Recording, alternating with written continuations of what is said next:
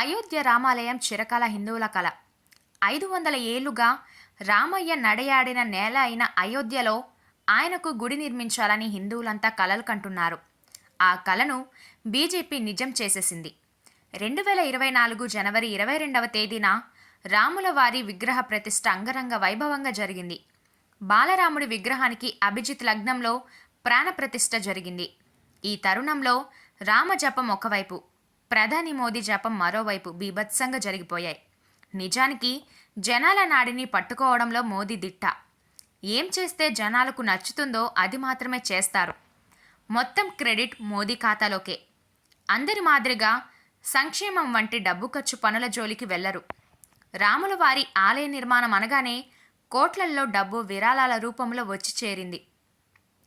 ఆలయ నిర్మాణం పూర్తయింది, కానీ క్రెడిట్ మొత్తం మోదీ ఖాతాలో జమ అయింది. ప్రచారానికి పైసా ఖర్చు లేకుండా ఎన్నికలకు 2 నెలల ముందే బీజేపీకి కావలసినంత ప్రచారం జరిగిపోయింది. ఈ కార్యక్రమాన్ని మొత్తాన్ని హైజాక్ చేసి తన సొంత కార్యక్రమం మాదిరిగా జరిపించేసింది.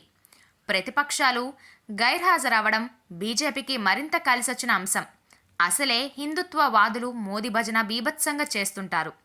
ఇక ఈ ఆలయ నిర్మాణంతో ఆ భజనను పీక్ స్టేజ్కి తీసుకెళ్లారు. విపక్షాలకు గట్టి దెబ్బే. దేశం మొత్తం రామజపంతో పాటు మోదీ జపం చేసేలా చేశారు. అయోధ్య రామయ్యతో పాటు బీజేపీ కూడా జనం మనసులో తిష్ట వేసేలా చేశారు. నిజానికి అయోధ్య వివాదానికి ఫుల్ స్టాప్ పెట్టడం నుంచే మోదీ సక్సెస్ ప్రారంభమైంది. ఇప్పుడు ఆలయ నిర్మాణంతో పూర్తి స్థాయి సక్సెస్ను బీజేపీ సాధించినట్టు అయ్యింది. ఏ సభలు సమావేశాలు ఏవీ లేకుండానే కావలసినంత క్రెడిట్ వచ్చేసింది.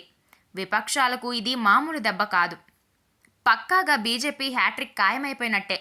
సర్వేలన్నీ ఇదే విషయాన్ని వెల్లడించాయి. అయితే ఇక ఇప్పుడు దక్షిణాది మాటేమో కానీ ఉత్తరాదిలో బీజేపీ క్లీన్ స్వీప్ చేసినా ఆశ్చర్యం లేదు. ఇక ఇప్పుడు దేశంలోని పార్టీలన్నీ ఏకమైనా కూడా బీజేపీని అడ్డుకోవడం అసాధ్యమేనని రాజకీయ విశ్లేషకులు సైతం చెబుతున్నారు.